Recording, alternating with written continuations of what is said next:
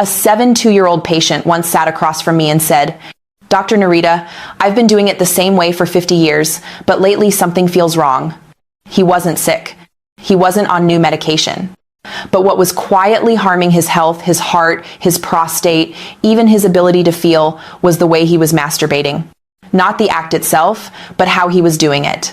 And like so many older men, he had no idea it was slowly damaging his body. I'm Dr. Narita, a urologist with over 12 years of experience helping men over 60 maintain strength, circulation, and confidence without shame, pills, or confusion. You've been told masturbation is healthy, and it can be when done right. But after 60, certain private habits can quietly become harmful without a single warning sign. In this video, I'll reveal the 7 masturbation mistakes older men make and how to fix them before they affect your energy, your performance, or your long-term health. And trust me, mistake number 6 is the one almost every man gets wrong. Let's get started. Before we dive in, take a second to subscribe and turn on the bell. I share real medical insights for men over 60 every week. And in the comments, tell me, where are you watching from? I always love seeing our community from around the world. Now, let's start with the first mistake, one that silently reshapes how your brain and body experience pleasure. Mistake 1, using porn as the primary stimulus.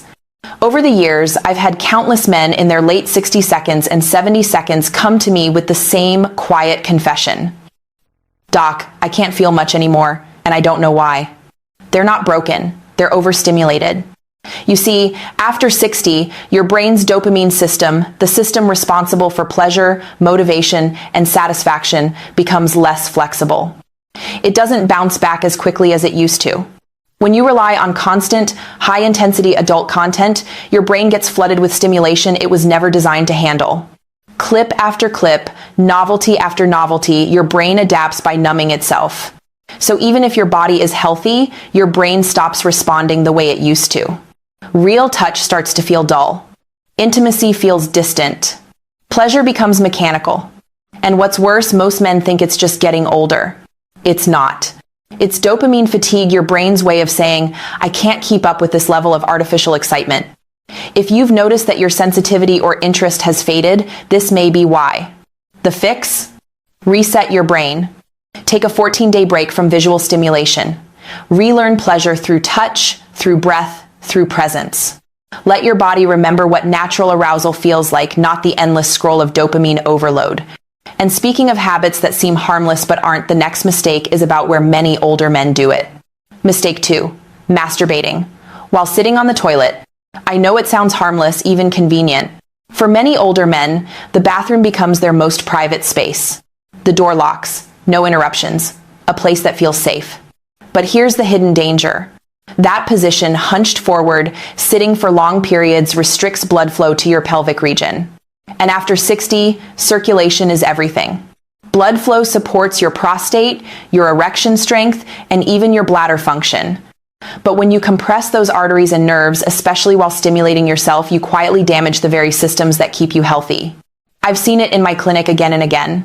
Men who develop groin aches, weak flow, dribbling after urination, or pelvic tension and never realize it started from sitting too long in that posture. Your pelvic region needs space and movement to stay healthy. So next time, avoid sitting or hunching over. Try standing, reclining, or even lying down. Give your body room to breathe. Your prostate will thank you for it. And if that one surprised you, the next mistake is even more common, and it's not about position. It's about pace. Mistake 3, rushing the experience. One of the most harmful habits I see, especially in older men, is treating self-pleasure like a chore. Let's just get it over with. I hear it all the time. But when you rush, you send your nervous system the wrong message. Your heart rate spikes too quickly. Blood vessels constrict. Your body doesn't enter the calm, oxytocin-rich state that releases healing hormones and boosts mood. You may climax, but your body doesn't receive the true benefit of release. Instead of feeling satisfied, you feel drained. Instead of energized, you feel empty. And over time, that pattern rewires your brain. Pleasure becomes shallow and disconnected. You lose sensitivity, stamina, and interest. The fix? Slow down. Let each moment be intentional. Your nervous system now thrives on calm stimulation, not fast tension. There's no finish line anymore, only connection. And speaking of connection, the next mistake involves a part of your body that most men completely overlook, yet it's responsible for everything from control to confidence. Mistake 4, ignoring the pelvic floor. Most men have never heard of their pelvic floor, but it's one of the most crucial muscle groups in your entire body, especially as you age. It sits beneath your bladder, prostate, and sexual organs. It controls everything from erection strength to bladder control. When it weakens, everything above it suffers. I once treated a 6'8" man, a retired firefighter. He exercised daily and ate well, but he couldn't understand why his sexual function was fading. The culprit? A weak pelvic floor. Years of sitting, stress, and disconnection from that area had caused his foundation to deteriorate.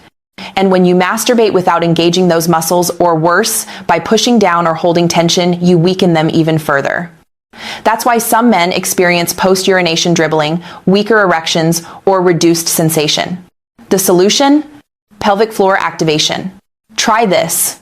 During arousal, gently contract the same muscles you'd use to stop urinating midstream. Hold for a few seconds, then release. This builds awareness, tone, and circulation. With consistency, it can restore both control and confidence. And that brings us to a question many men quietly wonder about: how often is too often, or not enough? Mistake 5, getting frequency wrong, too high or too low. This topic makes many men uncomfortable. Some worry they're doing it too often. Others feel they've gone too long without. Here's the truth: both extremes can harm your balance. Too frequent, and your prostate can become irritated. Your energy dips. Your recovery slows. Pleasure becomes routine instead of renewal. Too infrequent, and you risk stagnation, poor blood flow, nerve dullness, even atrophy from disuse. The body was designed for rhythm, not extremes. In my experience, for most men over 60, 1-2 times per week is the sweet spot, done with awareness and intention. That rhythm maintains hormonal balance, keeps blood flowing, and prevents both stagnation and fatigue. This isn't about rules, it's about listening to your body. Because at this age, your body speaks quietly, and your job is to hear it. But even if your frequency is perfect, one mistake can still silently undo everything. And that's the next one, the one most men never suspect. Mistake 6, using too much pressure or force. This is one of the most damaging yet overlooked habits among older men. When sensitivity decreases with age, the natural response is to press harder, grip tighter, or use rougher surfaces.